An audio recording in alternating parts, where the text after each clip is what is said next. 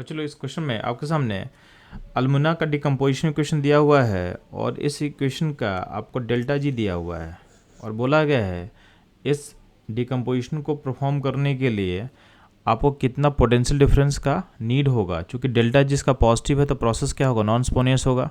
अब non स्पोनियस process को करने के लिए आपको बाहर से वोल्टेज सप्लाई करना पड़ेगा बैटरी का, तो आपको उस वोल्टेज को पता करना है। अब ध्यान देंगे तो डेल्टा जी इक्वल टू क्या होता है -NFE, यानी इस रिएक्शन का जो पोटेंशियल बिल्ड हो सकता है आपको ई से पता चल जाएगा।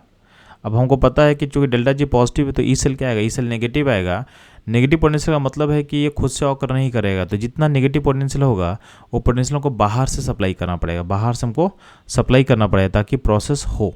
तो ध्यान देंगे डेल्टा जी का वैल्यू कितना हो गया आपके पास 960 किलो जूल, तो उसको आप जूल में चेंज कर लोगे 960 इंटू 10⁻³ जूल हो जाएगा।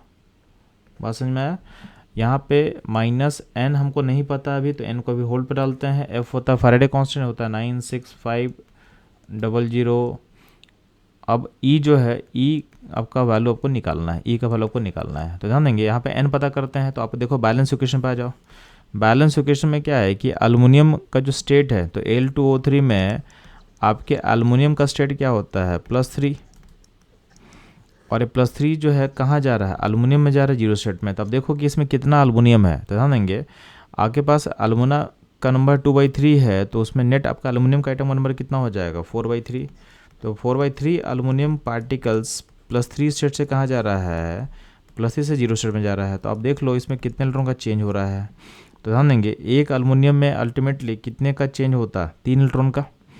तो एक एल्युमिनियम में 3 इलेक्ट्रॉन का चेंज होने वाला है, तो 4/3 एल्युमिनियम पार्टिकल में कितने का चेंज होगा, तो 3 × 4/3 इलेक्ट्रॉन का, यानी हो जाएगा ये कितना 4 इलेक्ट्रॉन। यानी आपका इस प्रोसेस का जो n होगा, n मतलब जो नंबर इलेक्ट्रॉन होगा हो जाएगा 4। ठीक, तो n को 4 पुट कर दो ना, तो यहाँ पे n को 4 पुट कर देते हैं।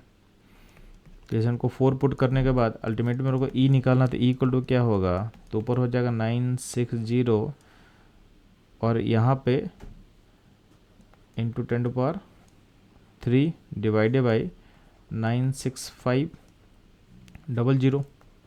बात समझ में आया। इंटू यहाँ पे क्या होगा 4।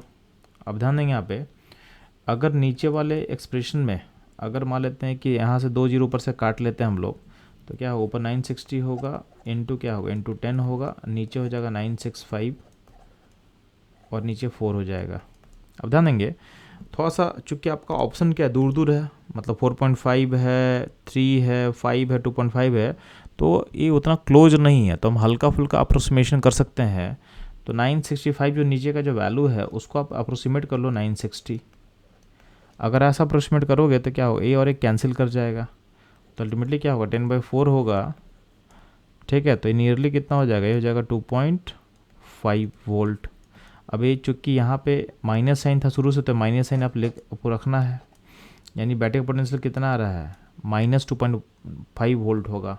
यानी का पोटेंशियल कितना -2.5 वोल्ट, मतलब इतना पोटेंशियल जो है नेगेटिव में है, मतलब सेल फिजिबल नहीं है। तो उस रिएक्शन को फिजिबल करने के लिए हमको बाहर से पोटेंशियल अप्लाई करना पड़ेगा, कितना इसका पॉजिटिव कम से कम 2.5 तो देना पड़ेगा। तो एटलीस्ट बाहर से जो हम सप्लाई करेंगे ई एक्सटर्नल, वो कम से कम क्या होना चाहिए 2.5 या उससे बड़ा होना चाहिए। तो उसका मिनिमम वैल्यू 2.5 तो होना चाहिए। तो ध्यान देंगे आपका जो करेक्ट आंसर होगा ये होगा ऑप्शन सी 2.5 वोल्ट। तो कम से कम जो बाहर से हम पोटेंशियल अप्लाई करेंगे वो 2.5 तो होना चाहिए। तो ये था इस क्वेश्चन का solution, analysis and answer. Move करता हूँ लोग नेक्स्ट क्वेश्चन पे।